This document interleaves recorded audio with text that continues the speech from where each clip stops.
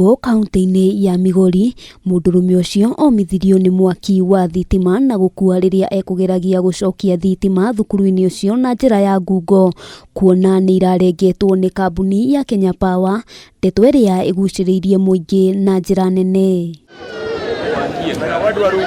Kwirikanite thukuru uyu ukoretwo na thirĩ wa thitima na nikio Kenya Power iratacukirie ikinya ria gutinia mwaki, gugituika murutani munene niwe urahuriire mundurume ucio thimu ona thengia wa gutaukirwo ndari na umenyo wa guthondeka. Nalaumu principal sababu naona hapa ni compound ya shule. Angekuwa na ruhusa ya kuingia ndani ya shule na kufanya kazi kama hii bila kudhibitiza ruhusa kwa principal. How can a layman come into the school compound on a broad daylight to come and connect what the Kenya Power did?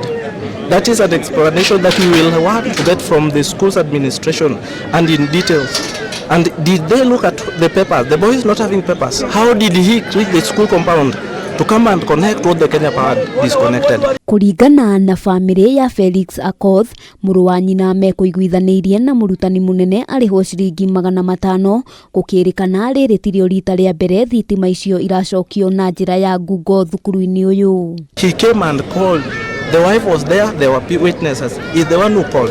And messages reached us as a family that they negotiated that is going to be paid 500. That is what has caused the death. What bill was the school having that it could not pay? Family ya Akoth irahoya kihoto kia mwana wao gikorwo gikirumirirwo guku makienda uthuthuria makiria ma uria thitima ciekiritwo thukuru-ini uyu utafanio, kuona miturire ya arutwo yaya gukorwo hatika-ini. The classes are very risky, and in the dormitories these students are at risk because these quacks are involved every now and again. These quacks are involved in a connection.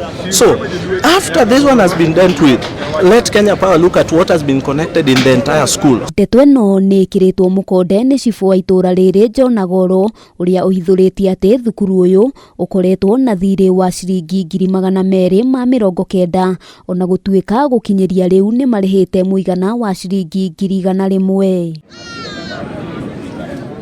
Handũ-inĩ ha Kameme TV, rĩtwa rĩakwa nĩ Wambui wa Njũgũna.